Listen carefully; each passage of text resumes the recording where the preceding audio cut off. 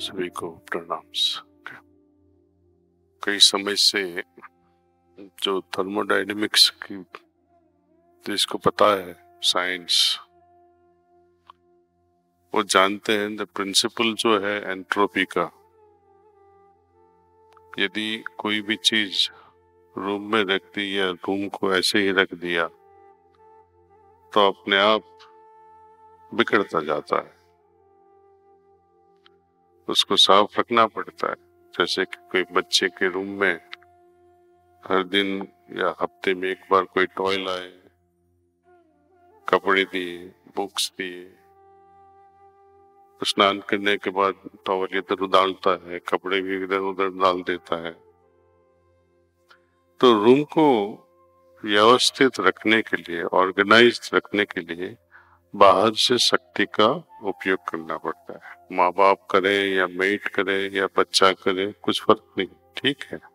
लेकिन कोई भी चीज को ऑर्गेनाइज रखने के लिए प्रयत्नशील होना पड़ता है। प्रयत्न के बिना systems tends to get disorganised, इसको एंट्रोपी कहते हैं। एफर्ट्स हमेशा चाहिएगा ही। मन को भी स्थिर रखने के लिए हमेशा हमें ब्रेक लगानी पड़ती है। ऐसा मत सोच, ऐसा मत सोच, मन को उस समय मत भागने दो। कहीं न कहीं से विवेक बुद्धि से हमारे मन को भी एक चैनल में लाना पड़ता है ऐसे। नहीं तो मन में भी एक तरह का क्योस हो जाता है, तूफान चलता रहता है। ध्यान से एक शक्ति हमें प्रदान होती है, ईश्वरीय शक्ति, जिसकी वजह से सब कुछ मन में ऑर्गेनाइज्ड होने लगता है। धीरे धीरे धीरे धीरे ऑर्गेनाइज्ड होता है। दूसरा, प्रकृति का नियम के बारे में बताना चाहता हूं, जो इससे भी बहुत इंपॉर्टेंट है। जहां हवा में लो प्रेशर हो, ये बारिश कैसे आती है? पूरा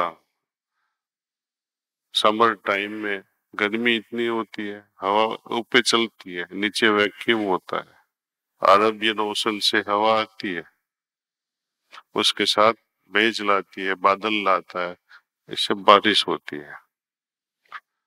हाई प्रेशर जोन से लो प्रेशर जोन में जाना हवा के लिए बहुत स्वाभाविक है। जैसे आपने कुछ गर्म रख दिया, एक कटोरी में गर्म पानी रख दिया, थोड़े समय के बाद आप उसको छूओगे नहीं, कुछ भी नहीं करो, तो अभी धीरे धीरे धीरे धीरे धीरे ठंडा हो जाएगा। क्यों? क्योंकि वो गर्मी बाहर चली गई। टेम्परेचर भी, गर्मी भी ट्रैवल करती है, डिसिपेट होती है। जो ज्यादा गर्म है वहां से जो लोग वहां चला जाती है, तो उसका बैलेंस हो जाता है। ये जो भौतिक दुनिया है, वहां ये प्रकृति का नियम ही है। जहां ज्यादा है वहां से लो में जाता है। आध्यात्मिक दुनिया कुछ और है, उससे थोड़ी उल्टी है। ईश्वर है, हम है। स्वाभाविक तौर से तो वहां से यहाँ आना चाहिए वो करंट, उनकी ग्रेस कहो या ब्लेसिंग्स कहो, ऊपर से यहाँ आना चाहिए, क्योंकि वो हाई एल्टीट्यूड पे है, ऐसा समझते हैं हम यहाँ है, वो ऊंचाई पे है, हम नीचाई पे है। लेकिन आता क्यों नहीं है? क्योंकि वहां नियम कुछ और चलते हैं। जहां खाली है वहां से उस तरफ प्रवाह शुरू हो जाता है प्रेम का।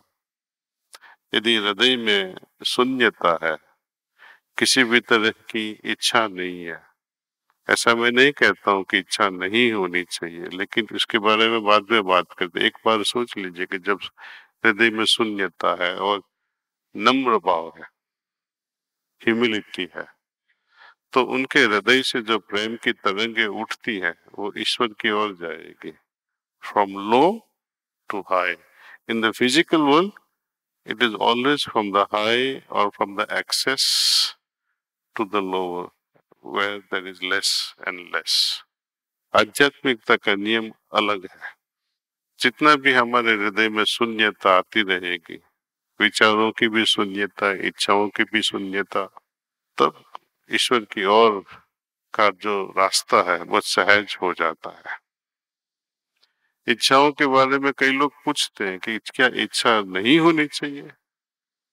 हाँ, जो हमारी भौतिक जरूरत है, खाना है, पीना है, इमोशनल नीड है, मेंटल लेवल भी है, हार्ट लेवल पे भी है, physical requirements, not only food but also marital life, ये I don't call them as wishes, वो डिजायर्स नहीं है, वो हमारी जरूरत है। लेकिन खाने में यही होना है, खाना मिलता है लेकिन यही होना है, वही डिमांड करना है कि ये नहीं मिलेगा तो नहीं खाऊंगा, उससे बड़ी तकलीफ हो जाती है। कपड़े के लिए भी, मकान के लिए भी, बच्चों के लिए भी डिमांड नहीं कर सकते। जो ईश्वर ने दिया ठीक है, और आपकी ताकत है कुछ और करने की तो करो, उसमें कुछ बुरा भी नहीं है। लेकिन इतनी पागलपन मत होना है हमें कि हमारी इच्छाएं इतनी बढ़ जाए कि हमारा रास्ता ईश्वर की ओर का बंद हो जाए। हमारे हृदय में जो वैक्यूम पैदा होता है, शून्यता पैदा होती है, वो बंद हो जाए तो मुसीबत होएगी। तो खालीपन रखना हृदय में, और खास करके humility. Humility in spiritual world runs supreme, highest quality कहा जाता है उसको, ह्यूमिलिटी को। गीता में भी जो 23 चॉइस क्वालिटीज बताई है, उसमें ह्यूमिलिटी सबसे ज्यादा बताई है कि उनकी कैरेक्टर। विनोबा भावे उनकी जो लेक्चर्स देते थे, वो ब्रिटिश टाइम में जेल में रखे गए थे उनको, तो उनके साथियों जो थे उनके साथ हर संडे गीता पे विनोबा जी भाषण देते थे, और उन्होंने गीता पे भाषण देना शुरू कर दिया एक्सटेम्पोर से, वैसे ही बोलना शुरू कर देते। अध्याय 1 श्लोका तो उनके मुंह पे रहते थे। तो उन्होंने ये बताया, एक एग्जाम्पल उन्होंने बताया कि सोचो कि एक बड़ा पैलेस है, राजा का महल है, वहां पे 23 गेट्स है सिक्योरिटी के लिए। सबसे बड़े गेट्स इतना डेकोरेशन करके रखता है, लव बोलो या हिम्मत बोलो या इसका क्वालिटी वाइज, और सबके पीछे का छोटे का छोटा गेट है ह्यूमिलिटी का, जिसको कोई पहचानता भी नहीं है, कोई वहां कोई जाता भी नहीं है। लेकिन जब दुश्मन जो अटैक करेगा, पिछले गेट से ही करेगा। Our humility, our heart is vulnerable, उसको प्रोटेक्ट करने की बहुत जरूरत है नम्रता से। थोड़ा भी घमंड आ गया तो दुश्मनी शुरू हो जाती है। घमंड से ही बीबी और हस्बैंड में प्रॉब्लम होना शुरू हो जाते हैं, माँ बाप और बच्चों में प्रॉब्लम होता है, कोई ना कोई तरह का घमंड बीच में आ जाता है। दोस्तों में भी दोस्ती टूट जाती है, क्यों? घमंड, किसी ने तो घमंड किया ही होगा, जिद की होगी, मिसअंडरस्टैंडिंग होगा।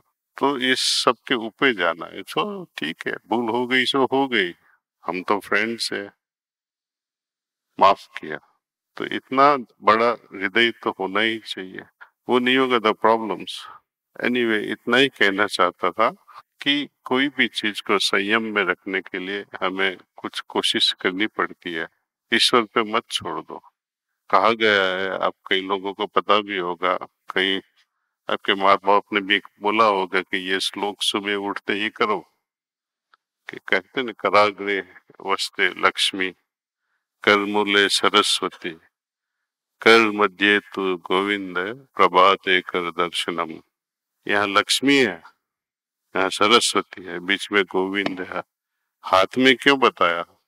ये सिंबॉलिक है, ये सच नहीं है, पूरा ट्रूथ नहीं है, सिंबॉलिज्म है। हाथ से ही सरस्वती आ सकती है, हाथ से ही लक्ष्मी आ सकती है, हाथ से ही ईश्वर की प्राप्ति हो, मीनिंग मेहनत से, हाथों की मेहनत से ही ये सब प्राप्त होता है, वैसे नहीं होता। ईश्वर की कृपा पे छोड़ दोगे तो भूखे रहोगे। अंदर का भाव तो होना है कि ईश्वर की कृपा से हो रहा है, ये ठीक है, लेकिन उन पे छोड़ के बैठ जाएंगे, चलो आज खाना वहां से आएगा, देखते रहो कितने दिन में आता है। ये बहुत। और जो दूसरा जो चीज मैंने बताया कि भौतिक दुनिया के नियम और आध्यात्मिकता में कुछ अलग सा है। ये तो साइंस भी एग्री करता है ऐसे। हम ध्यान से ये सब संयम ठीक हो जाते हैं। ध्यान से ही पूरा वैक्यूम हमारे हृदय में होता है जो ईश्वर के साथ कनेक्ट होता है ऐसे। तो हमेशा वो वैक्यूम शून्यता मेंटेन करना है हमारा काम। बस हृदय भरा हुआ होगा, खाली जगह नहीं होगी तो ईश्वर कैसे आएगा, वो भी देखने जैसी बात है। वैक्यूम में बड़ा जोश है, बड़ा पावर है।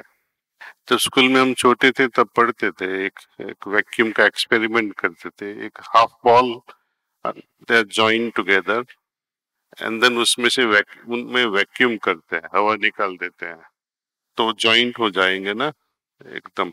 बाद में दे उस दोनों के साथ two horses on both side, दो घोड़े को से उनको सेपरेट करने की कोशिश करते हैं, नहीं होएंगे। वैक्यूम में पावर है, उसमें थोड़ी सी हवा डाल दो, जस्ट 10 ml, हाथ से खुल जाएगा जो घोड़े नहीं खुल सकते थे। वैक्यूम बड़ा पावरफुल है। दूसरा एग्जाम्पल दूं, जो फ्लूट है, फ्लूट में थोड़ा सा भी डस्ट या मकड़ी आ जाए, एक बाल जैसा चीज भी आ जाएगा तो फ्लूट आप ढंग से नहीं बजा पाओगे।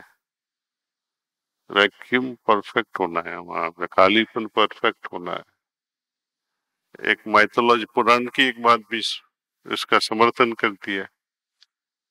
राधा कृष्ण जिसे बोलती है, हकीकत है या नहीं है वो पता नहीं, लेकिन ये स्टोरी है, लेकिन बहुत इंपॉर्टेंट स्टोरी है।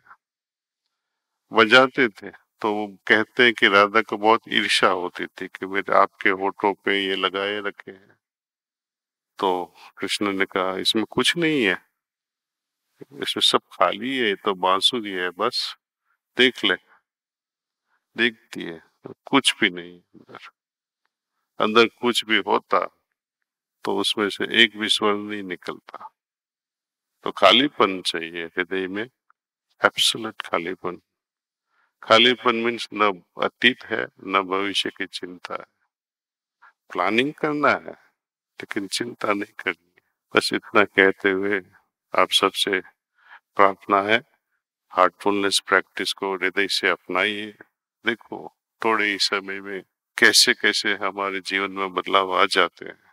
देखो, और पसंद होए तो दुनिया के साथ बांटो, फ्री ऑफ चार्ज।